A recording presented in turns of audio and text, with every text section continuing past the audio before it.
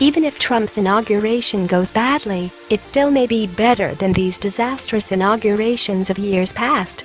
Presidential inaugurations will, at their best, inspire their audiences, not just in their respective moments, but for decades and centuries to come. But presidential inaugurations are also run by people, which means that, sometimes, they will go extremely wrong.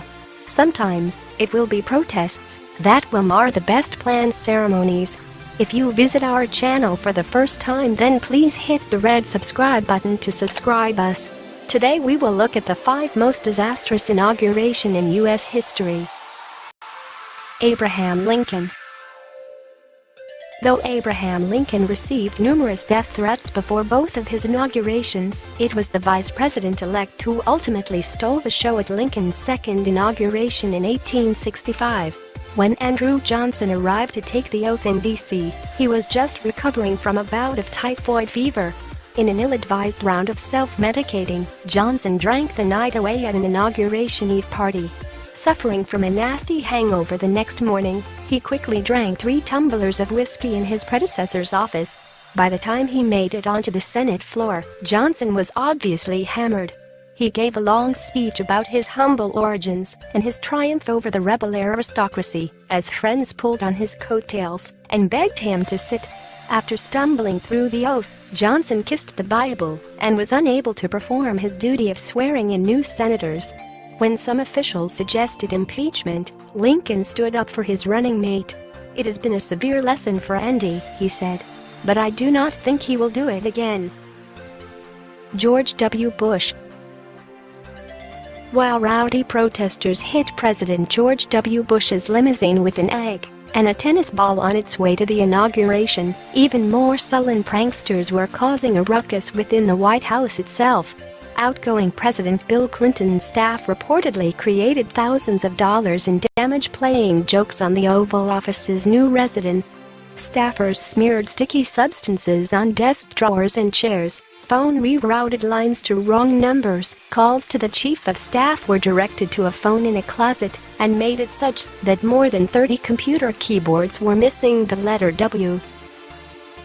George Washington.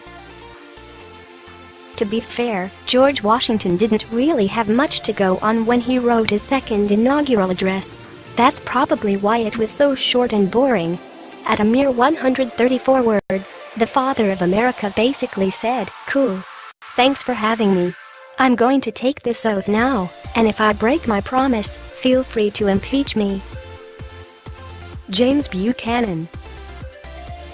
As president-elect, James Buchanan stayed in the National Hotel, as did many people attending his 1857 inauguration. Unfortunately, due to sanitation problems, the hotel became the epicenter of what would later be known as the National Hotel Disease.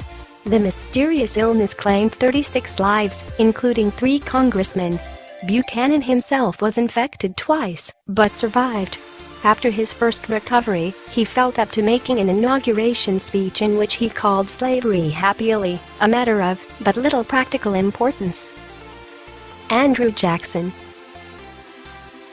In 1829, Jackson became the first president to take the presidential oath in a public ceremony outside of the Capitol. In honor of the occasion, a crowd of 20,000 people gathered to watch. Afterwards, the group drifted to the White House, where every president since Thomas Jefferson had hosted an inaugural open house. With so many people present, the crowd soon turned into a mob. Guests sporting muddy shoes stood on White House furniture, looted rooms, broke dishes and smashed food into the carpets, so that the rooms smelled like cheese for months. The Jackson administration was so shaken up by the scandal that all but one eventually resigned because of it.